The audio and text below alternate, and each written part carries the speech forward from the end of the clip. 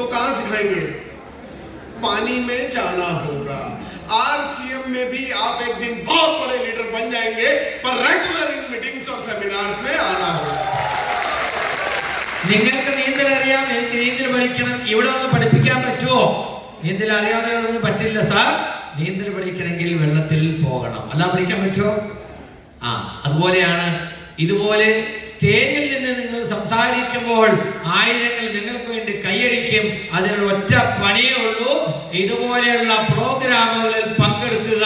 കൂടെ കഴിയുന്ന എത്ര ആളുകളെ കൊണ്ടുപോയി പ്രോഗ്രാമിൽ പങ്കെടുക്കുക, അത് മാത്രം ചെയ്താൽ മതി. अच्छा, मुझे इन 3 सालों में जो सबसे ज्यादा सवाल मेरे दिमाग में अटकता था ना, वो एक ही अटकता था कि यार आरसीएम कहता है, टीसी सर कहते हैं, ये अभियान कहता है कि हम कर रहे हैं नए भारत का निर्माण, we are here to build a new India.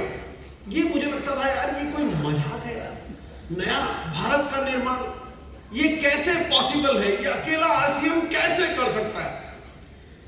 TCG പറയുകയാണ് നമ്മള് ഒരു വലിയ അഭിയാനാണ്. എന്താണ് നവഭാരത നിർമ്മാണം എന്ന് പറയുന്നത്? നമ്മളൊരു പുതിയ ഇന്ത്യ. ഈ പുതിയ ഇന്ത്യ എന്ന് പറയുന്നത് എന്താണ്? ഇത് നടപ്പിലാകുന്ന കാര്യമാണോ എന്ന് ഞാൻ ആലോചിച്ചിട്ടുണ്ട്. तो मुझे लगता था यार ये कैसे पॉसिबल है? भारत का निर्माण तो मुझे लगता था मेरे जैसे टैक्स पेयर्स करते हैं, जो करोड़ों का टर्नओवर करते हैं, करोड़ों का टैक्स भरते हैं, उनके टैक्स के पैसों से रोड बनता है, हाईवेज बनते हैं, एयरपोर्ट्स बनते हैं, रेलवेज चलता है, आपका डैम बनता है, स्कूल बनता है, कॉलेज बनता है, हॉस्पिटल्स बनते हैं, और उनके टैक्स के पैसों से आपके घर तक लाइट, बिजली और पानी पहुंचता है. ഞാൻ വിചാരിച്ചു ഇന്ത്യ നിർമ്മിക്കുക എന്ന് പറഞ്ഞാൽ എന്താണ്? ഇന്ത്യയിൽ പുരോഗതിക്ക് വേണ്ടി ദൈനംദിനം നടക്കുന്ന കാര്യങ്ങൾക്ക് വേണ്ട പണം ആരാണ് കൊടുക്കുന്നത്? എന്നെ പോലെ ബിസിനസ് ചെയ്യുന്ന ആളുകൾ കൊടുക്കുന്ന ടാക്സ്, അതുപോലെ പലരും കൊടുക്കുന്ന ടാക്സ് കൊണ്ടാണ് റോഡ് നിർമ്മിക്കപ്പെടുന്നത്, കെട്ടിടങ്ങളും എയർപോർട്ടും ഹോസ്പിറ്റലും റെയിൽവേ സ്റ്റേഷനും. അങ്ങനെ ഇന്ത്യക്ക് പണം ഉണ്ടാക്കി കൊടുക്കുന്നത് ടാക്സ് കൊടുക്കുന്ന ആളുകളാണ് എന്നാണ് ഞാൻ കരുതിയിരുന്നത്. पर साथियों, उन 3 सालों की रिसर्च में एक तस्वीर मेरे सामने आई, वो मैं आपको दिखाना चाहता हूँ सर. എന്നാൽ ആ 3 വർഷത്തെ എൻ്റെ റിസർച്ച് ഗവേഷണത്തിൽ നിന്ന് എനിക്കൊരു പിക്ചർ മനസ്സിലായി. ये 2 भाइयों की एक तस्वीर है. एक का नाम है समुद्रनाथ योगी और दूसरे का नाम है भंवरनाथ योगी.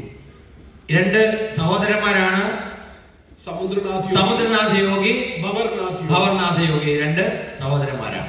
ये दोनों भाई आरसीएम अभियान के शुरू होने से पहले मेरे यहाँ ड्राइवर के तौर पर काम किया करते थे, और तब इनकी तनख्वाह हुआ करती थी 3,500 रुपए महीना. ആർസിഎം തുടങ്ങുന്നതിന് മുമ്പ് ഞങ്ങളുടെ ഡ്രൈവർമാരായിരുന്നു ഇവര് രണ്ടുപേരും. 3,500 രൂപയായിരുന്നു അവർക്ക് ശമ്പളം. इनमें से एक भाई आज भी ड्राइवर है और आदरणीय सौरभ सर की गाड़ी वही चलाता है. ഇന്നും ഒരാള് ഡ്രൈവറാണ്, സൗരഭ് ചന്ദ്ര സാറിന്റെ വണ്ടി ഓടിക്കുന്നത് അദ്ദേഹത്തിന്റെ ഡ്രൈവറാണ് ഇയാൾ. आज उसकी सैलरी है 20,000 रुपए महीना. ഇന്ന് അദ്ദേഹത്തിന്റെ വരുമാനം 20,000 രൂപയാണ്. वहीं दूसरे ड्राइवर को एक बात समझ आई कि यार जिंदा रहना है तो ये प्रोडक्ट तो मुझे जीवन भर यूज करने ही होंगे, साबुन भी लगाना होगा, तेल भी खाना होगा, आटा दाल चावल भी खाना होगा, बस आज से मैं ये सिर्फ आरसीएम के ही यूज करूंगा और अच्छा लगेगा तो दुनिया को बताऊंगा. और ऐसा करने से आज वो आरसीएम का टेक्निकल अचीवर है और 1 महीने की इनकम आती है 2.5 लाख रुपए महीना. എന്നാൽ മറ്റേ സഹോദരന് ആർസിഎം കാര്യം മനസ്സിലായി. എനിക്ക് ജീവിച്ചിരിക്കണമെങ്കിൽ ഉൽപ്പന്നങ്ങൾ ഉപയോഗിക്കണം, അത് ആർസിഎം ആണെങ്കിൽ ഉള്ള നേട്ടം മനസ്സിലായി. ആർസിഎം ഉൽപ്പന്നങ്ങൾ ഉപയോഗിക്കുകയും ഇഷ്ടപ്പെട്ടത് മറ്റുള്ളവരോട് പറയുകയും ചെയ്തുകൊണ്ടിരുന്നു. അങ്ങനെ പറഞ്ഞുകൊണ്ട് അദ്ദേഹം മുമ്പോട്ട് പോന്നു. ഇന്ന് അദ്ദേഹം ആർസിഎമ്മിലെ ടെക്നിക്കൽ അച്ചീവറാണ്. ഏകദേശം 2.5 ലക്ഷം രൂപ മന്ത്ലി ഇൻകം കിട്ടുന്ന ലെവലിലാണ് അദ്ദേഹം. दूसरा भाई सौरभ सर को गेट खोल करके गाड़ी में बिठाता है, उनका सूटकेस लेकर के उनका डिग्गी में रखता है और सौरभ सर को ऑफिस लेके जाता है. जब सौरभ सर ऑफिस में बैठे होते हैं तो बाहर खड़ा खड़ा उनकी गाड़ी को चमकाता है. മറ്റേ സഹോദരൻ എന്താ ചെയ്യുന്നത്? ഇന്നും സൗരഭ് സാറിന്റെ ഡ്രൈവറാണ്. അദ്ദേഹം എന്തായിരിക്കും ചെയ്യുന്നത്? സൗരഭ് സാറിന് റെഡിയാകുമ്പോൾ രാവിലെ വണ്ടിയായിട്ട് ചെല്ലും. ചെന്ന് അദ്ദേഹത്തിന്റെ പെട്ടി വാങ്ങിച്ചുകൊണ്ട് വണ്ടിക്കകത്ത് വെക്കും. അദ്ദേഹത്തിന് ഡോർ തുറന്നു കൊടുക്കും. കയറി ഇരുന്ന് ഡോർ അടയ്ക്കും. ഓഫീസിൽ എത്തി കഴിയുമ്പോൾ അദ്ദേഹത്തിന് സാധനം ഓഫീസിൽ കൊണ്ടേ കൊടുക്കും. അതിനുശേഷം പുറത്തു നിന്ന് ആ വണ്ടി ഇങ്ങനെ തുടച്ച് മെനിക്കൊണ്ടിരിക്കും.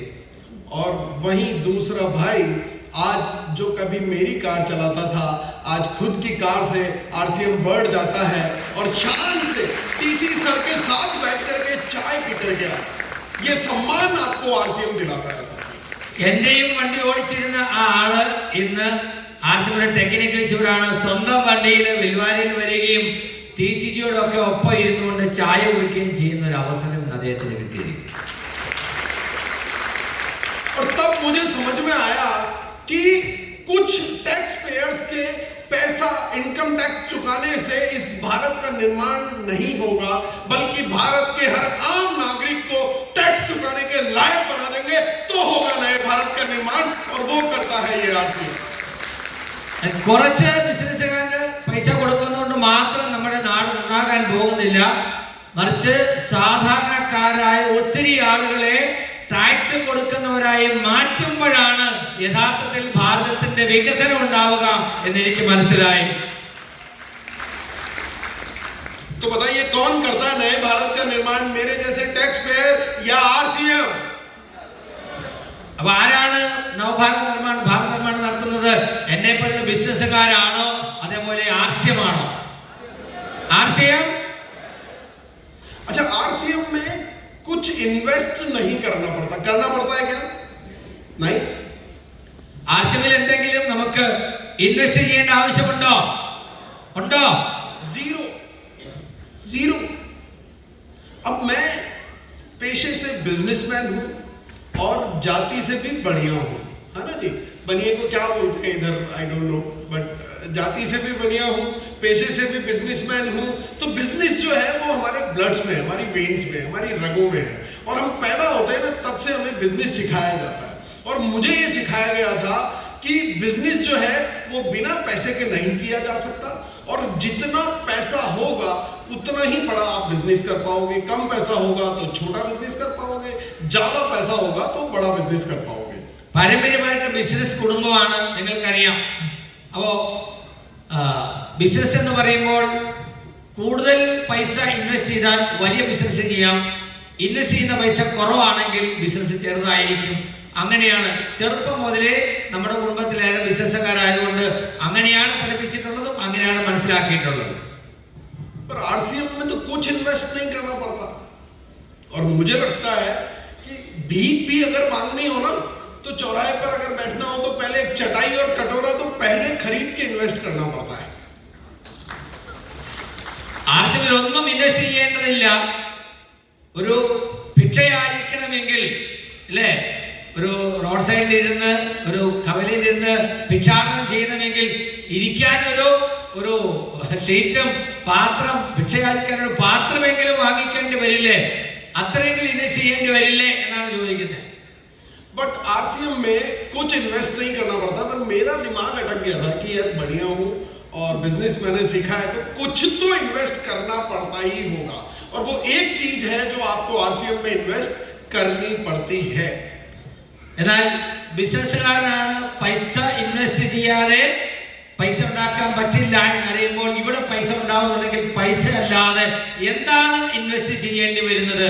അങ്ങനെ നോക്കിയപ്പോൾ എനിക്കൊരു കാര്യം മനസ്സിലായി.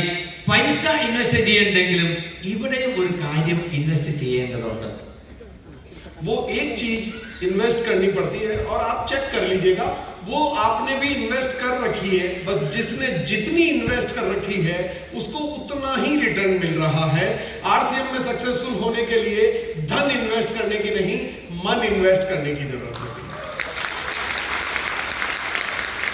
അപ്പോൾ ആർസിഎമ്മിൽ നിന്ന് പൈസ കിട്ടണമെങ്കിൽ പൈസ ഇൻവെസ്റ്റ് ചെയ്യേണ്ട കാര്യമില്ല. പക്ഷേ നിങ്ങൾ എത്ര കൂടുതൽ ഇൻവെസ്റ്റ് ചെയ്യുന്നു അതിനനുസരിച്ചാണ് ആർസിഎമ്മിൽ നിന്ന് കിട്ടുന്നത്. അതായത് നിങ്ങളുടെ ആർസിഎമ്മിൽ നിങ്ങൾ ആർസിഎമ്മിനെ എത്രമാത്രം ഹൃദയത്തിൽ സ്വീകരിച്ചിരിക്കുന്നു, ഉൾക്കൊണ്ടിരിക്കുന്നുവോ, നിങ്ങൾ എത്ര കൂടുതൽ തീവ്രമായി ആർസിഎമ്മിനെ ഉൾക്കൊണ്ടിരിക്കുന്നുവോ അതിനനുസരിച്ച് നിങ്ങൾക്ക് കൂടുതൽ നേട്ടങ്ങൾ ഉണ്ടാകുമെന്ന്. जिसने जितना कर रखा है उसको उतना ही रिटर्न मिल रहा है. चेक कर लीजिए. അപ്പോ നിങ്ങൾ എത്രയാണോ ആർസിഎമ്മിൽ ഉൾക്കൊണ്ടിരിക്കുന്നത് അതിന് ആനുപാതികമായിട്ടാണ് നിങ്ങൾക്ക് കിട്ടുന്നതെന്നാണ് സാർ പറയുന്നത്. गौर से देखें इस तस्वीर को. ये आदमी आरसीएम अभियान में ज्वाइन होने से पहले भिलवाड़ा शहर में एक कपड़े की फैक्ट्री में 7,500 रुपए महीने की नौकरी किया करता था. ഈ വ്യക്തി ആർസിഎം തുടങ്ങുന്നതിന് മുമ്പ് ബിൽവാരയിലെ ഒരു ടെക്സ്റ്റൈൽ കമ്പനിയിൽ 7,500 രൂപ ശമ്പളത്തിൽ ജോലി ചെയ്തിരുന്നു. और ये एक फैक्ट्री में जॉब करता था. मैं एक फैक्ट्री का मालिक हूँ, है ना.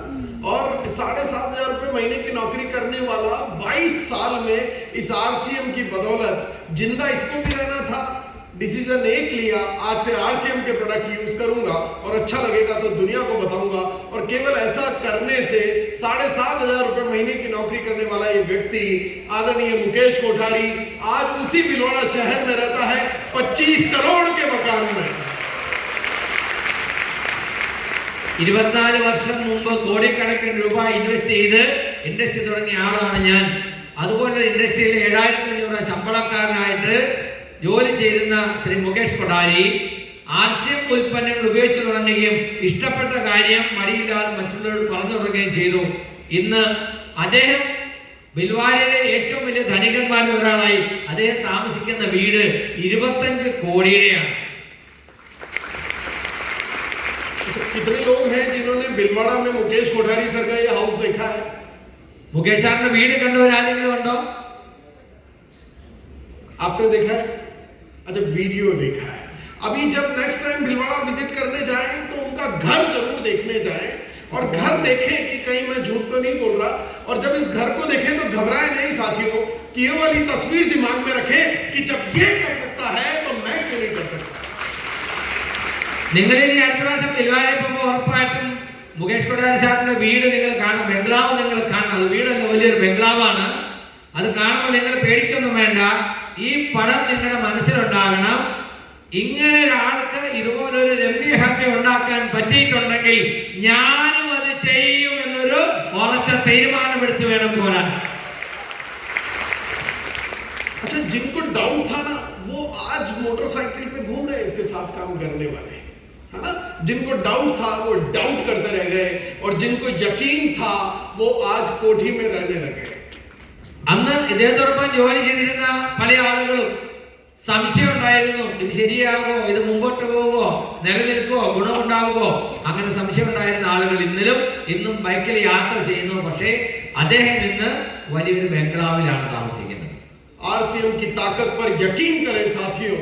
आज 22 सालों में अगर ये 25 करोड़ के मकान में रह सकता है तो अगले 22 सालों में इसके घर के बाहर एक हवाई जहाज भी खड़ा हो सकता है. ഇന്ന് 25 വർഷം കൊണ്ട് 25 കോടിയുടെ വീട് ഒരു സാധാരണക്കാരനായ മുകേഷ് കൊഠാരിക്ക് ഉണ്ടാകാൻ കഴിഞ്ഞിട്ടുണ്ടെങ്കിൽ ചുരുങ്ങിയ കാലത്തിനുള്ളിൽ അദ്ദേഹത്തിന്റെ വീടിന് മുറ്റത്ത് ഇതുപോലൊരു വിമാനവും വരുന്നുണ്ടാകും. അത് നമുക്ക് സങ്കല്പിക്കാൻ കഴിയുന്നു. यकीन करने वालों पे खड़ा होगा, डाउट करने वालों के लिए नहीं है, है ना. यकीन है, വിശ്വാസമുള്ളവർക്കാണ്. സംശയമുള്ളവർക്ക് ഇതൊന്നും കിട്ടാൻ പോകുന്നില്ല. വിശ്വാസമുണ്ടോ? യെസ്. വിശ്വാസമുണ്ടോ? യെസ്. एक दिन मेरा भी ऐसा ही प्लेन खड़ा होगा और उस प्लेन पे क्या लिखवाना है ये मैंने डिसाइड कर रखा है. बता दूं क्या लिखवाना है? बता दूं? ഒരു ദിവസം എനിക്ക് ഇതുപോലെ ഒരു പ്ലെയിൻ ഉണ്ടാകും. ആ പ്ലെയിനിൽ എന്ത് എഴുതണമെന്ന് ഞാൻ ഇപ്പോഴേ തീരുമാനിച്ചിട്ടുണ്ട്. എന്താണ് എഴുതാൻ ഞാൻ ആഗ്രഹിക്കുന്നത് പറയണോ? കേൾക്കണോ നിങ്ങൾക്ക്? बड़े बड़े अक्षरों में उस पर मुझे लिखवाना है बाप का माल है. क्योंकि मेरे फादर ने आरसीएम शुरू किया, मैंने नहीं, है ना. I am second generation. ബാപ് കാ മാലെ, അച്ഛന്റെ സ്വത്ത് എന്ന് അതിൽ എഴുതും. കാരണം അച്ഛനാണ് ആർസിഎം തുടങ്ങിയത് എന്ന്. നല്ലൊരു കോട്ടായിരിക്കും അല്ലേ? അച്ഛന്റെ സ്വത്ത്. യെസ്. अच्छा, आप में से उबर, ओला ये क्या काम करते हैं? അറിയാമോ ഇതൊക്കെ എന്താ ചെയ്യുന്നത്? ഊബർ, ഓല ഈ കമ്പനികളൊക്കെ എന്ത് പണിയാണ് ചെയ്യുന്നത്? Taxi business, Amazon product business, Zomato food delivery business, OYO hotel room service. Okay, Uber और ओला के पास अपनी एक भी गाड़ी नहीं है, अमेजॉन के पास अपना कोई स्टोर नहीं है, कोई प्रोडक्ट नहीं है, जोमेटो के पास अपना खुद का कोई रेस्टोरेंट नहीं है और ओयो के पास खुद का एक भी होटल नहीं है। നിങ്ങൾക്കിത് അറിയാം, ഊബർ ഓല ഇത് രണ്ടും ടാക്സി ഓൺലൈൻ ടാക്സി സർവീസ് ആണ്. അവർക്ക് സ്വന്തമായ ഒരു കാർ പോലുമില്ല. അതുപോലെ സൊമാറ്റോ, ആമസോൺ, ഓയോ ഇവർക്കൊന്നും ആ ബിസിനസ് പേരിൽ അവരുടേതായി സ്വന്തമായിട്ടൊന്നുമില്ല. റെസ്റ്റോറൻ്റ് ഇല്ല, ഹോട്ടലില്ല. ആമസോണിന് അവരുടേതായ കടകളില്ല. ശരിയാണോ? അറിയാവുന്ന കാര്യം? യെസ്. अच्छा, ये सभी बिजनेस का अगर आप स्टोरी पढ़ने जाएंगे तो आप चेक कर लीजिएगा, ये सभी किसी ने कोई एक छोटे से गैरेज से स्टार्ट किया, किसी ने खुद ने जो है फूड डिलीवरी सर्विस करके जोमेटो और स्विगी ने स्टार्ट किया और इस तरह से बहुत छोटे से इन लोगों ने शुरुआत की सर. അപ്പോൾ ഇതൊക്കെ ഇതിന്റെ പശ്ചാത്തലം നിങ്ങൾ അന്വേഷിച്ചാൽ നിങ്ങൾക്ക് മനസ്സിലാകും. വളരെ ചെറിയ രീതിയിൽ ആരെങ്കിലും ഒരാൾ തുടങ്ങിയതാണ്. പക്ഷേ ആ ആശയം അവർക്ക് മനസ്സിലായി, അവരതിനെ വളർത്തി വലുതാക്കി ഇന്ന് ഈ രീതിയിൽ എത്തിയിരിക്കുന്നു. इनके पास अपनी कोई टैक्सी नहीं, अपना कोई प्रोडक्ट नहीं, अपना कोई रेस्टोरेंट नहीं, अपना कोई होटल नहीं, बस इनके पास था तो एक मार्केटिंग का सिस्टम और उस मार्केटिंग के सिस्टम की बदौलत ये आज सभी अरबों रुपए का टर्नओवर किया करते हैं साथी. അവർക്ക് സ്വന്തമായിട്ട് ഒന്നുമില്ലാഞ്ഞിട്ടും അവർ ഒരു സിസ്റ്റം ക്രിയേറ്റ് ചെയ്തു. ആ സിസ്റ്റത്തിന്റെ ശക്തിയാണ് ഇന്ന് കോടിക്കണക്കിന് മില്യൺ കണക്കിന് വരുമാനം ഉണ്ടാക്കുന്ന അല്ലെങ്കിൽ അസറ്റുള്ള വലിയൊരു കമ്പനി ആയിട്ട് അത് വളരാൻ കാരണം ആ സിസ്റ്റത്തിന്റെ പവറാണ്. आपके पास भी ये किसी प्रोडक्ट की कोई फैक्ट्री नहीं है, पर आपके पास भी एक ताकत है, वो है आरसीएम का मार्केटिंग सिस्टम, जिसकी बदौलत एक दिन आप भी करोड़ों का टर्नओवर कर रहे हैं. ഇത് നമുക്കും ഇഷ്ടംപോലെ പ്രൊഡക്റ്റ് ഉണ്ട്. ഒരു പ്രൊഡക്റ്റും നിങ്ങൾക്ക് ഉണ്ടാക്കേണ്ട ആവശ്യമില്ല. അതിനെ സംബന്ധിച്ച് നിങ്ങൾക്ക് യാതൊരു പ്രയാസമില്ല. പക്ഷേ ഇത് പ്രൊമോട്ട് ചെയ്തുകൊണ്ട് മുമ്പോട്ട് പോയി വലിയ നേട്ടം ഉണ്ടാക്കാൻ കഴിയുന്ന ഒരു ഫലപ്രദമായ ഒരു സിസ്റ്റം നമുക്കുണ്ട്. അത് മനസ്സിലാക്കുകയും അത് പ്രൊമോട്ട് ചെയ്യുകയും ചെയ്യുക. सर, मैं आपका ईयरली टर्नओवर पूछ सकता हूँ? सर, ईयरली टर्नओवर कितना करते होंगे आप? डीपी में या टीवीपी? हाँ, डीपी में बताइए. डीपी में टीवी का डबल कर लगता है 240 crore. 240 crores. No factory, no production, no office, only RCM marketing system, and Murthy sir is doing 240 crores turnover in a year. This is the power of marketing system. एक दिन आपका भी होगा. ഈ സിസ്റ്റത്തിന്റെ പവർ എന്താണ്? എന്റെ ടേൺഓവർ കമ്പയർ ചെയ്യുന്ന അദ്ദേഹം പറയാണ്, ഏകദേശം 240 കോടി ആനുവൽ ടേൺഓവർ ചെയ്യുന്ന ആളാണ് ഞാൻ ഒരു പൈസയും ടേൺഓവർ ചെയ്യാൻ വേണ്ടി ഇൻവെസ്റ്റ് ചെയ്തിട്ടില്ല. തീർച്ചയായിട്ടും ഇതുപോലെ നിങ്ങൾക്കും നിങ്ങളുടേതായിട്ട് ഒരു ടേൺഓവർ ഉണ്ടെന്ന് പറയുന്ന ഒരു കാലം വരും, നിങ്ങളും ഇതിൽ ഉണ്ടെങ്കിൽ. बहुत स्कोप है साथियों. आज जिस प्रोडक्ट को आरसीएम जिन प्रोडक्ट्स पर काम करती है, उन प्रोडक्ट्स का अगर मैं बात करूं तो टर्नओवर होता है 65 लाख करोड़ इन a year. तो हमारे पास बहुत बड़ी अपॉर्चुनिटी है साथियों. ഇന്ന് ആർസിഎം കൈകാര്യം ചെയ്യുന്ന ഉൽപ്പന്നങ്ങൾ കൊണ്ട് ഇന്ത്യയിൽ നടക്കുന്ന ആനുവൽ ടേൺഓവറാണ്. അതായത് ആർസിഎമ്മിലുള്ള ഉൽപ്പന്നങ്ങൾ, ആർസിഎമ്മിന്റെ ടേൺഓവർ അല്ല, ആർസിഎമ്മിലുള്ള ഉൽപ്പന്നങ്ങൾ കൊണ്ട്, ആ ശൃംഖലയിലുള്ള ഉൽപ്പന്നം കൊണ്ട് ഇന്ത്യയിൽ നടക്കുന്ന ടേൺഓവറാണ് 65 ലക്ഷം കോടി. 65 lakhs crore. അത്രയും ടേൺഓവർ ഇന്ത്യയിൽ നടക്കുന്നുണ്ട്. अभी आरसीएम 2500 करोड़ का टर्नओवर करता है, तो आप देखिए कि कितने बड़े बड़े चेक्स लोगों के आ रहे हैं. अगर इस 65 लाख करोड़ का 10% सोचो, 1% भी अगर हमने अचीव कर लिया 6.5 लाख करोड़, तो कितना बड़ा चेक साइज होगा आप कल्पना भी नहीं कर सकते. ഇന്ന് ഏകദേശം 2500 കോടിയുടെ ടേൺഓവറാണ് ആർസിഎം ചെയ്യുന്നത്. 65 ലക്ഷം കോടിയുടെ ടേൺഓവറിന്റെ 1% വന്നാൽ ആർസിഎം ഇന്ന് ചെയ്യുന്നതിന്റെ ഇരട്ടിയിൽ കൂടുതലാകും. 10% വന്നാൽ എത്ര ഇരട്ടി ഉണ്ടാകും? നിങ്ങൾക്കൊക്കെ കിട്ടിക്കൊണ്ടിരിക്കുന്ന വരുമാനം എത്ര മടങ്ങ് വർദ്ധിക്കുന്നുണ്ടാകുമെന്ന് ഈ കണക്കുകൊണ്ട് നിങ്ങൾക്ക് സങ്കല്പിക്കാൻ കഴിയണം. अच्छा, मैं पैसा कमाने के लिए आरसीएम में नहीं आया. पैसा तो मैं ऑलरेडी कमा रहा हूं, करोड़ों का टर्नओवर करता हूं, बहुत बड़े बड़े बिजनेसेस हैं, तो पैसा तो मैं ऑलरेडी कमा रहा हूं. फिर जानना चाहते हैं कि मैं आरसीएम क्यों कर रहा हूं? ഇത്ര നേരം പറഞ്ഞത് പൈസയുടെ കാര്യമാണ്.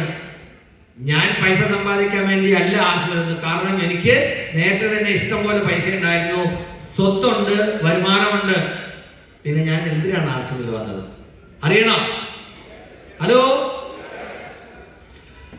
साथियों, हम लोग पैसा जो कमाते हैं, हम सुबह से शाम हर कोई इस दुनिया में काम करता है. सुबह 10 बजे घर से निकलता है, 8 बजे तक काम करता है, दिन भर भागा दौड़ी. ये पैसा हम क्यों कमाते हैं? Why?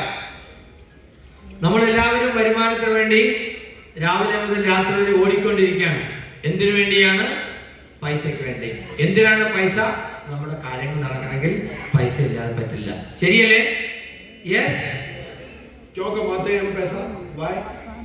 എന്തിനു വേണ്ടിയാണ് പൈസ സമ്പാദിക്കുന്നത്? Why? नीड्स तो सर बहुत थोड़े से में पूरी हो जाती है.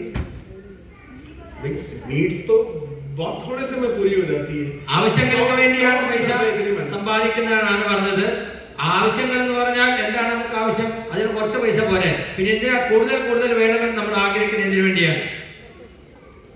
Yes, dreams. Somebody says dreams. Yes, right. तो अपने सपनों को पूरा करने के लिए हम ये मेहनत करते हैं. अपने बच्चों के, अपने फैमिली के सपना पूरा करने के लिए हम ये मेहनत करते हैं. और इसीलिए मैंने भी एक बिजनेस किया, बहुत कपड़े का फैक्ट्री लगाया और बहुत काम किया, बहुत सारा पैसा भी कमाया. ഇപ്പൊ നമുക്ക് കൂടുതൽ കൂടുതൽ പൈസ ഉണ്ടാക്കണം എന്നുള്ള ആഗ്രഹം വരുന്നത് എന്തുകൊണ്ടാണ്? നമ്മുടെ സ്വപ്നങ്ങളെ യാഥാർത്ഥ്യമാക്കണം എന്നുള്ളതുകൊണ്ടാണ്. ആവശ്യങ്ങൾ നിറവേറ്റാൻ മാത്രമാണെങ്കിൽ അധികം പൈസ ആവശ്യമില്ല. 3 നേരം ഭക്ഷണം കഴിച്ച് എവിടെയെങ്കിലും കിടന്ന് ഉറങ്ങിയാൽ മതിയെങ്കിൽ അത്രയ്ക്ക് മതി. അതല്ല, കൂടുതൽ കൂടുതൽ പൈസ ഉണ്ടാക്കണം എന്ന് നമ്മൾ ആഗ്രഹിക്കുന്നത് എന്തിനു വേണ്ടിയാണ്? ശ്രമിക്കുന്നത് എന്തിനു വേണ്ടിയാണ്? നമ്മുടെ സ്വപ്നങ്ങൾ യാഥാർത്ഥ്യമാക്കാൻ വേണ്ടിയാണ്. എന്താണ് സ്വപ്നങ്ങൾ എന്ന് പറഞ്ഞാൽ? ഇന്നത്തെ നമ്മുടെ വരുമാനം കൊണ്ട് നടക്കാത്ത കാര്യങ്ങൾ, നടത്തണമെന്ന് നമുക്ക് ആഗ്രഹമുള്ള കാര്യങ്ങൾ നടപ്പിലാക്കാൻ വേണ്ടി കൂടുതൽ പൈസ വേണം. ശരിയല്ലേ? അതിനെ നമ്മൾ സ്വപ്നം എന്ന് പറയുക ആണോ? യെസ്. मेरा सपना था कि मुझे कोई एक आध कंट्री नहीं घूमनी है, मुझे वर्ल्ड टूर पे जाना है, पूरी दुनिया घूमनी है.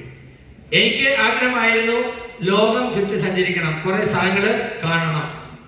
और जब वर्ल्ड टूर पे जाने के लिए मैंने जब बहुत सारा पैसा कमा लिया, तो एक दिन अपने ट्रैवल एजेंट को मैंने फोन लगाया कि मैं वर्ल्ड टूर पर जाना चाहता हूँ, मुझे बताइए मुझे क्या क्या करना होगा.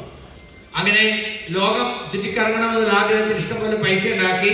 ഞാൻ അങ്ങനെ ഒരു ട്രാവൽ ഏജന്റിനെ ബന്ധപ്പെട്ട് ചോദിച്ചു, എനിക്കിങ്ങനെ കുറച്ച് സ്ഥലങ്ങൾ കാണാനായിട്ട് പോകണം, ഞാൻ എന്ത് ചെയ്യണമെന്ന്. उसने मुझे कहा कि आपको वर्ल्ड टूर जाने के लिए लगभग 2 से 2.5 करोड़ रुपए खर्च करने होंगे, वो काफी सारी कंट्रीज के वीजा लेने होंगे. അപ്പൊ അദ്ദേഹം പറഞ്ഞു, നിങ്ങൾക്ക് ഇങ്ങനെ എല്ലാ രാജ്യങ്ങളും കറങ്ങി കാണണമെന്നുണ്ടെങ്കിൽ ഒരു 2-2.5 കോടി രൂപ നിങ്ങൾക്ക് ചെലവാകും. എല്ലാ രാജ്യങ്ങളിലെയും വിസ ടിക്കറ്റും ഒക്കെ നിങ്ങൾക്ക് വേണ്ടി വരുമെന്ന്. जब मैंने कहा ठीक है हो जाएगा, क्योंकि इतना पैसा मैं कमा चुका हूँ, तो मैंने कहा 2.5 करोड़ रुपए it's like peanuts for me, I can give you, तो हो सकता है, कोई इशू नहीं है, वीजा भी मेरा हो जाएगा. बट उसने तीसरी बात मुझे कही कि इसमें आपको लगभग 2.5 साल का समय लगने वाला है. तब मैंने उसे मना कर दिया कि मैं नहीं जा सकता. അപ്പോ പൈസയും എടുത്തുണ്ട്, വിസയും കിട്ടും, ടിക്കറ്റും കിട്ടും. മൂന്നാമതൊരു കാര്യം കൂടെ പറഞ്ഞു. എന്താണ്? ലോകം മുഴുവൻ കറങ്ങി കാണണമെങ്കിൽ കുറെ സമയം കൂടെ വേണം. എത്ര കാലം വേണം? ചിലപ്പോ മാസങ്ങൾ, വർഷങ്ങൾ വേണ്ടി വരും മുഴുവൻ ലോകം മുഴുവൻ കറങ്ങി കാണണമെങ്കിൽ. അപ്പോൾ ഞാൻ പറഞ്ഞു, എനിക്ക് അത്ര സമയമില്ല. अब वो मुझे फॉलो अप करने लगा कि सर आप क्यों नहीं जा सकते, मैं आपको कुछ कंसेशन डिस्काउंट दे दूंगा, आप चले जाइए, क्योंकि उसको तो 2.5 करोड़ का एक कस्टमर उसका जा रहा था, तो वो मुझे फॉलो अप करता था. तो അദ്ദേഹം പറഞ്ഞു, അതെന്താ സാർ പോകുന്നില്ലെന്ന് വെച്ച് ഞാൻ കുറച്ച് ഡിസ്കൗണ്ട് തരാം. കാരണം 2.5 കോടിയുടെ ഒരു കസ്റ്റമറെ കിട്ടിയ സന്തോഷത്തിലായിരുന്നു കുറച്ച് ഡിസ്കൗണ്ട് ഒക്കെ തന്ന്, ചില ഓഫറൊക്കെ തന്ന് എന്നെ കൊണ്ടുപോകാൻ അദ്ദേഹം ശ്രമിക്കാൻ. പക്ഷെ അത്രയും കറങ്ങാനുള്ള സമയം എനിക്കില്ലാത്തതുകൊണ്ട് ഞാൻ തയ്യാറല്ല എന്ന് പറഞ്ഞു. तो मैंने उसे कहा 2.5 साल के लिए अगर मैं घूमने चला जाऊंगा तो पीछे से फैक्ट्री कौन संभालेगा? ആലോചിച്ച് നോക്കുക, ഞാൻ ലോകം ചുറ്റാനായിട്ട് 2.5 വർഷം കൊണ്ട് പോയി കഴിഞ്ഞാൽ എൻ്റെ ഫാക്ടറിയുടെ സ്ഥിതി എന്താകും? ആര് നോക്കും? ശരിയല്ലേ? अगर मैं 2.5 साल के लिए घूमने चला जाता तो फैक्ट्री तो बंद हो जाती ना मेरी. ഞാൻ ഇതിവിടെ ഇട്ടിട്ട് കറങ്ങാൻ പോയാൽ ഫാക്ടറി അടച്ചു പോവില്ലേ? तो इसलिए मैं जा नहीं पाया. अब मुझे एक अफसोस होने लगा कि यार इतना पैसा भी कमाया, इतनी मेहनत भी की, पर किस काम का? मैं अपने सपनों को तो पूरा नहीं कर पाया। ഞാൻ എൻ്റെ സ്വപ്നങ്ങളെ യാഥാർത്ഥ്യമാക്കാൻ വേണ്ടിയാണ് ഇൻഡസ്ട്രിയിൽ പൈസ ഉണ്ടാക്കിയത്. പക്ഷേ എനിക്ക് പോകാൻ പറ്റുന്നില്ല, കറങ്ങാൻ പോകാൻ പറ്റില്ല. കാരണം കറങ്ങാൻ പോയി കഴിഞ്ഞാൽ ഇതൊക്കെ ആര് നോക്കും, എന്നെ കൊണ്ട് പറ്റില്ല. ശരിക്കും എനിക്ക് വിഷമം തോന്നി. बिजनेस एक ऐसा ही ट्रैप है साथियों। बिजनेस में क्या होता है, जैसे जैसे बिजनेस बड़ा होता जाता है वैसे वैसे हमें टाइम भी ज्यादा कंज्यूम करना पड़ता है, टाइम भी ज्यादा लगाना पड़ता है जी। ബിസിനസ്സിൽ ഒരു ട്രാപ്പാണ്. കൂടുതൽ കൂടുതൽ നേട്ടം ഉണ്ടാക്കണമെങ്കിൽ നമ്മൾ കൂടുതൽ കൂടുതൽ അതിലേക്ക് സമയം ഇൻവെസ്റ്റ് ചെയ്യണം. അങ്ങനെ വരുമ്പോൾ നമുക്ക് നമ്മുടെ കാര്യത്തിന് വേണ്ടി സമയം ഉണ്ടാവില്ല. നമുക്കൊന്നിനും സമയമില്ലാത്ത ഒരു അവസ്ഥയാണ് ബിസിനസ് വളരുമ്പോൾ ഉണ്ടാകുന്നത്. अब जब मैं 3 साल तक इस आरसीएम की रिसर्च कर रहा था, तब एक कोर लीडर के बारे में मैंने जानना शुरू किया। वो कोर लीडर है मिस्टर राजाराम सारन सर। അപ്പോ അങ്ങനെ ആർസിമിനെ കുറിച്ച് ഞാൻ ഗവേഷണം നടത്തിയെന്ന് പറഞ്ഞല്ലോ. കഴിഞ്ഞ 3 വർഷമായിട്ട് ഞാൻ ഗവേഷണം നടത്തുമ്പോൾ ഓരോ കോർ ലീഡർമാരുടെ സ്ഥിതി എന്താണെന്ന് ഞാൻ നോക്കുകയാണ്. അപ്പോ അതിലൊരു പ്രമുഖ വ്യക്തിയാണ് ശ്രീ രാജാറാം സാരൻ. അദ്ദേഹം ഇന്ന് യുഎസിന്റെ പ്രസിഡന്റ് ആണ്. നല്ലൊരു കൈയുടെ അദ്ദേഹത്തിന് വേണ്ടിയാകാം. സ്റ്റാർ സഫയർ ലെവലുള്ള ആളാണ്. अब जब मैंने इसकी लाइफ को स्टार्ट करना पढ़ना शुरू किया तो सबसे पहले मैंने इनका फेसबुक अकाउंट चेक किया। അപ്പോൾ ഇദ്ദേഹത്തെ കുറിച്ച് അറിയാൻ ഞാൻ നോക്കിയപ്പോൾ അദ്ദേഹത്തിന്റെ ഫേസ്ബുക്ക് അക്കൗണ്ട് ഞാൻ ചെക്ക് ചെയ്തു. जब फेसबुक पे मैंने देखा तो कुछ तस्वीरें मुझे नजर आई। इस तस्वीर में वो रोम यानी कि इटली में घूमते हुए नजर आ रहे हैं। അങ്ങനെ ഞാൻ നോക്കിയപ്പോൾ ഫേസ്ബുക്കിൽ അദ്ദേഹത്തിന്റെ പിക്ചർ കാണാം. ഒന്നിൽ അദ്ദേഹം റോമിലാണ്. इस तस्वीर में वो इंग्लैंड, स्कॉटलैंड, पेरिस, फ्रांस में घूमते हुए नजर आ रहे हैं। അടുത്തൊരു പിക്ചറിൽ എവിടെയൊക്കെയാണെന്ന് കാണാം. ഇംഗ്ലണ്ട്, പാരീസ്, സ്കോട്ട്ലൻഡിലൊക്കെയാണ്. तीसरी तस्वीर में मैंने देखा, इस तस्वीर में वो लंदन, यूनाइटेड किंगडम में घूमते हुए नजर आ रहे हैं। അടുത്ത പിക്ചറിനകത്ത് അദ്ദേഹം ലണ്ടനിലാണ്. इस तस्वीर में वो मॉन्टेरियल, क्यूबेक में घूमते हुए नजर आ रहे हैं। മറ്റൊരു പിക്ചറിനകത്ത് അദ്ദേഹം മോൺട്രിയലിലാണ്. इस तस्वीर में वो टोरंटो, कनाडा में घूमते हुए नजर आ रहे हैं। മറ്റൊരു പിക്ചറിൽ അദ്ദേഹം ടൊറന്റോയിലാണ്, കാനഡ. मन कहा ये आदमी घूमे ही जा रहा है, घूमे ही जा रहा है, रुक ही नहीं रहा है। मेरे जैसी सपनों की जिंदगी तो राजाराम सर जी रहे हैं। അദ്ദേഹം ഇങ്ങനെ കറങ്ങിക്കൊണ്ടേയിരിക്കുകയാണ്. ആർസിമിലെ കോർ ലീഡറാണ്. ഞാൻ അതിനേക്കാൾ പൈസ ഉണ്ടാക്കി, പക്ഷെ എന്റെ സ്വപ്നം എനിക്ക് നേടാൻ കഴിയുന്നില്ല. മനസ്സിലാവുന്നുണ്ടോ? ഹലോ, മനസ്സിലാവുന്ന നന്നായിട്ടൊന്ന് കൈയടിച്ചാട്ടെ. तब मैंने अपने फादर डीसी सर से पूछा, मन का क्या करते हैं? पापा ने कहा राजाराम सर आरसीएम करते हैं। मन का कब करते हैं? मैंने तो देखा वो तो सिर्फ घूमते ही रहते हैं। അച്ഛനോട് ചോദിച്ചോ, ഈ രാജാറാം സാർ എന്താ ചെയ്യുന്നേ? അദ്ദേഹം പറഞ്ഞു, അദ്ദേഹം ആർസി ചെയ്യുകയാണ്. ആർസി ചെയ്യാണോ? ഞാൻ നോക്കുമ്പോ അദ്ദേഹം കറങ്ങി നടക്കുകയാണല്ലോ, എന്താ ചെയ്യുന്നത് അദ്ദേഹം എന്ന്. तो ये फादर ने मुझे एक बात बताई कि आरसीएम आपको सिर्फ मनी फ्रीडम ही नहीं देता, आरसीएम एक बहुत खूबसूरत चीज आपको देता है जिसका नाम है टाइम फ्रीडम। അദ്ദേഹം പറഞ്ഞു, ആർസിഎം നിങ്ങൾക്ക് മണി ഫ്രീഡം മാത്രമല്ല, അതിനോടൊപ്പം ടൈം ഫ്രീഡം, സമയ സ്വാതന്ത്ര്യം തരും എന്ന്. पैसिव इनकम आपको जब आना शुरू होती है, और पैसिव इनकम का मतलब ये होता है कि आप जब सवेरे उठें तो आपको ये टेंशन नहीं हो, आप काम करें, पर आप इसलिए ना करें कि मुझे अपने बच्चे की स्कूल की फीस भरनी है, घर का खर्च चलाना है। आप पैसे के लिए काम ना करें, आप अपनी इच्छा से काम करें, ना भी करें तो भी आपको इनकम आती रहे, उसे कहते हैं पैसिव इनकम। അപ്പോ പാസീവ് ഇൻകം എന്ന് പറയുന്ന ഒരു സ്ഥിതി, അതായത് ഇൻകത്തിന് വേണ്ടി എല്ലാവരും ഓടി, അല്ലെങ്കിൽ വീട്ടിലെ കാര്യങ്ങൾ നടത്താൻ വേണ്ടി പൈസയ്ക്ക് വേണ്ടി ഓടുന്ന ആ ഒരു സ്ഥിതിയിൽ നിന്ന് മാറി, നമ്മൾ ഒന്നും ചെയ്തില്ലെങ്കിലും വരുമാനം വന്നുകൊണ്ടിരിക്കും, വീട്ടിലെ കാര്യങ്ങൾ നടത്താൻ ഞാൻ ചെയ്തില്ലെങ്കിൽ പൈസ കിട്ടില്ലല്ലോ എന്നുള്ള ഒരു പ്രയാസം ഉണ്ടാകുന്ന ആ ഒരു സ്റ്റേജ് കടന്ന് നമ്മൾ ഒന്നും ചെയ്തില്ലെങ്കിലും വരുമാനം വരുന്ന ലെവൽ വരും. അതിനെയാണ് നമ്മൾ പാസീവ് ഇൻകം എന്ന് പറയുന്നത്. അതുകൊണ്ട് ഒന്നും ചെയ്യണ്ട എന്നല്ല ഉദ്ദേശിക്കുന്നത്. അങ്ങനെ ഒരു സ്ഥിതിയിലേക്ക് വരുമ്പോഴാണ് യഥാർത്ഥത്തിൽ നമ്മൾ മണി ഫ്രീഡവും ടൈം ഫ്രീഡവും ആസ്വദിക്കുന്നത്. पिछले कई सालों से राजाराम सर एक्टिवली काम नहीं कर रहे हैं और कोई फिजिकल प्रोग्राम्स इनके काफी सालों तक इन्होंने नहीं दिए। കഴിഞ്ഞ കുറെ നാളുകളായി അദ്ദേഹം ഫിസിക്കൽ പ്രോഗ്രാമുകളൊന്നും പോകുന്നത് ഞാൻ കണ്ടിട്ടില്ല. അദ്ദേഹത്തിന്റെ വലിയ മീറ്റിങ്ങുകളൊന്നും അദ്ദേഹം പങ്കെടുക്കാറില്ല. അദ്ദേഹം ഇങ്ങനെ കറങ്ങി നടക്കുകയായിരുന്നു. और फिर भी इनको इनकम कितनी आती है जानना चाहते हैं, मंथली इनकम? എന്നിട്ടും ഇങ്ങനെയൊന്നും ചെയ്യാതെ കറങ്ങി നടക്കുമ്പോഴും അദ്ദേഹത്തിന് എത്ര വരുമാനം കിട്ടുന്നുണ്ട് എന്ന് നിങ്ങൾക്ക് കാണണം. പാസീവ് ഇൻകത്തിന്റെ ശക്തി കാണണമെങ്കിൽ കാണണം. एक बार जब ये यूरोप घूमने गए तो 70 डेज का इन्होंने ट्रिप बनाया, 70 डेज कंटिन्यूस ट्रिप. ഒരു പ്രാവശ്യം അദ്ദേഹം പോയപ്പോൾ 70 ദിവസമാണ് യൂറോപ്പ് ട്രിപ്പിന് പോയത്. 70 ദിവസം. ആലോചിക്കും. उस 70 डेज ट्रिप के दौरान लगभग 2 महीने से ज्यादा का समय लगा और उन 2 महीनों में आरसीएम से इनको इनकम आई 48 लाख रुपीस. 2 മാസത്തിലധികം അദ്ദേഹം വിദേശ ടൂർ പോയപ്പോൾ അദ്ദേഹത്തിന് കിട്ടിയത് 48 ലക്ഷത്തിൽ കൂടുതലാണ് അദ്ദേഹത്തിന്റെ പാസീവ് ഇൻകം 2 മാസം കൊണ്ട് കിട്ടുന്നത്. जब मैं कोई काम न करूं और तब भी अगर मुझे 25 लाख रुपए महीना आए तो मैं अपने वर्ल्ड टूर का सपना पूरा कर सकता हूं या नहीं? ഞാൻ ഒന്നും ചെയ്തില്ലെങ്കിലും 25 ലക്ഷം രൂപ എനിക്ക് വരുമാനം കിട്ടുന്ന സ്റ്റേജ് എത്തിയാൽ എനിക്ക് എന്റെ ലോകം ചുറ്റാനുള്ള സ്വപ്നം പൂർത്തീകരിക്കാൻ കഴിയുമോ? യെസ്. तो उसी टाइम फ्रीडम को अचीव करने के लिए मैं आरसीएम बिजनेस में आया. ആ സമയ സ്വാതന്ത്ര്യം നേടാൻ വേണ്ടിയാണ് ഇന്ന് ഞാൻ ആർസിഎമ്മിൽ വന്നിരിക്കുന്നത്. और दूसरी चीज होती है सिक्योरिटी. वर्ल्ड की बेस्ट सिक्योरिटी अगर कहीं है तो वो आरसीएम में है. किस तरह से है मैं बताता हूं. पहले ये बताइए कि ये तस्वीर में कौन नजर आ रहा है? ഇതാരാണ്? യമരാജ്. बड़ा अच्छा. कालन. सपोज कीजिए यमराज अगर अंबानी जी के घर के बाहर खड़े हों और अंबानी जी उन्हें बोले कि यार तेरे को जितना पैसा चाहिए उतना ले ले, मेरे को 10 मिनट और दे दे, तो क्या दे देगा यमराज? അംബാനിയുടെ വീടിന്റെ മുമ്പിൽ യമരാജൻ ചെല്ലുകയാണ്.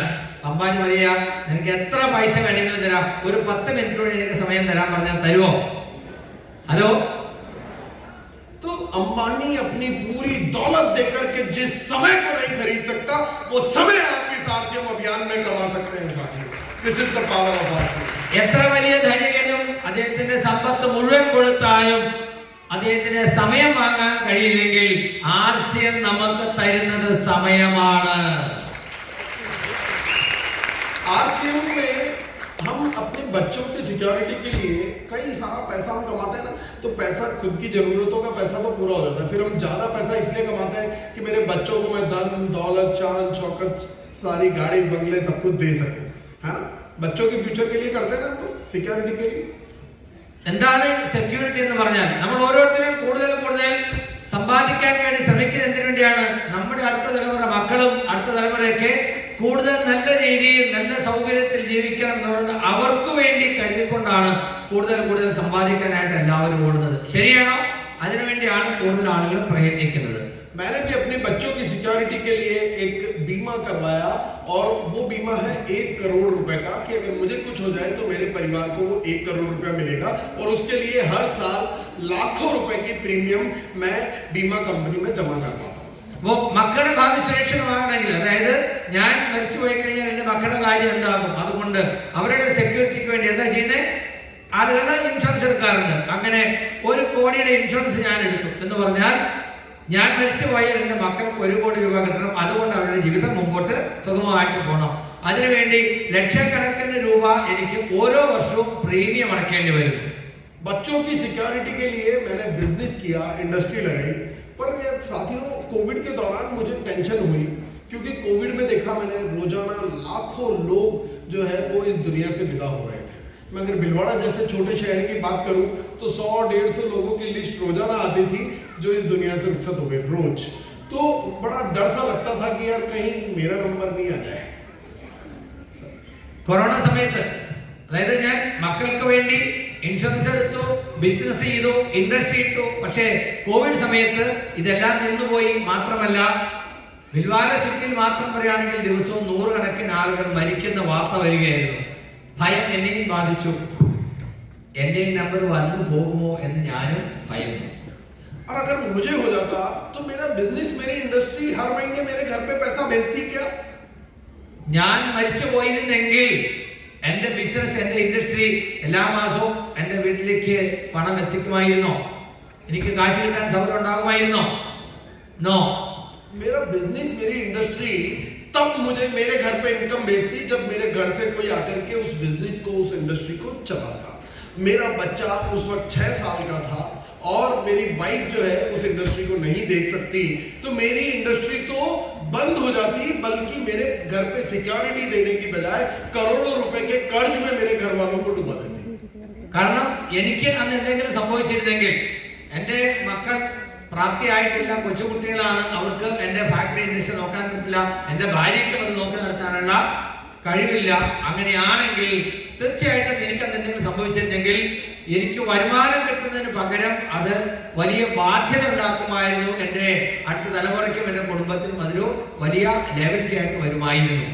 और कोई पॉलिटिक्स आपके बच्चों को वो सिक्योरिटी नहीं दे सकती, क्योंकि मैं एक व्यक्ति को जानता हूं जिसकी नाना इस देश के प्रधानमंत्री रह चुके हैं, जिसकी दादी इस देश की प्राइम मिनिस्टर रह चुकी है, जिसके फादर इस देश के प्राइम मिनिस्टर रह चुके हैं, पर इस जन्म में वो प्राइम मिनिस्टर बन जाए इसकी कोई गारंटी नहीं है। ഇനി മക്കളെ സെക്യൂരിറ്റിക്ക് വേണ്ടി എന്ത് ചെയ്യണം? അടുത്തൊരു ഓപ്ഷൻ നമുക്ക് വേണമെങ്കിൽ പറയാം പൊളിറ്റിക്സ്. പക്ഷേ ഇതും തരും എന്ന് നമുക്ക് യാതൊരു ഉറപ്പില്ല. കാരണം ഒരാള് അദ്ദേഹത്തിന്റെ അച്ഛനും അമ്മയും അപ്പൂപ്പനും ഒക്കെ പ്രധാനമന്ത്രിമാരായിരുന്നു. പക്ഷേ അദ്ദേഹത്തിനോ അദ്ദേഹത്തിന്റെ മക്കൾക്കോ എന്തെങ്കിലും ഒരു മന്ത്രിപദം പോലും കിട്ടുമെന്ന് ഇന്ന് ഉറപ്പിക്കാൻ പറ്റില്ല. ശരിയാണോ? ഇഷ്ടം പോലെ ഉദാഹരണങ്ങളുണ്ട്. और कोई गवर्नमेंट जॉब आपके बच्चों को वो सिक्योरिटी नहीं दे सकती कि अगर आप कलेक्टर हैं तो आपके बच्चे को आपके बाद कलेक्टर नहीं बनाया जाएगा। अगर उसने पढ़ाई की है तो कलेक्टर बनेगा, वरना नहीं बनेगा।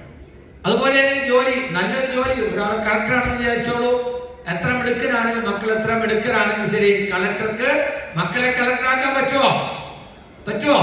നല്ല വിദ്യാഭ്യാസം പഠിപ്പുണ്ടെങ്കിൽ അവര് തന്നെ മത്സരിച്ച് അല്ലെങ്കിൽ പരീക്ഷയ്ക്ക് പാസ്സായാൽ മാത്രമല്ലാതെ അച്ഛൻ കളക്ടർ ആയിരുന്നു എന്നുള്ളത് കൊണ്ട് മക്കൾക്ക് കളക്ടർ ആകാനുള്ള ഒരു സൗകര്യവും ഇന്ന് നമ്മുടെ നാട്ടിലില്ല. ഉണ്ടോ? ഇല്ല. अब मैं बताना चाहता हूं आपको आरसीएम की सिक्योरिटी के बारे में। एक व्यक्ति जो गवर्नमेंट जॉब में था और उसने इस आरसीएम अभियान पर काम करना शुरू किया, और जब वो इस दुनिया से गए, उनका कुछ मेडिकल इश्यूज की वजह से उनकी डेथ हो गई। जब वो इस दुनिया से गए तो उनकी जगह उनकी पिन उनके बच्चे को नॉमिनेशन में मिली, और वो पिन थी आरसीएम की star diamond pin, mister Ravi Sharma sir. Ravi Sharma sir खुद स्टार डायमंड नहीं है, ये पिन उनको नॉमिनेशन में मिली है। മറ്റൊരു ഉദാഹരണം പറയാം. സെക്യൂരിറ്റി അടുത്ത തലമുറയ്ക്ക് വേണ്ടി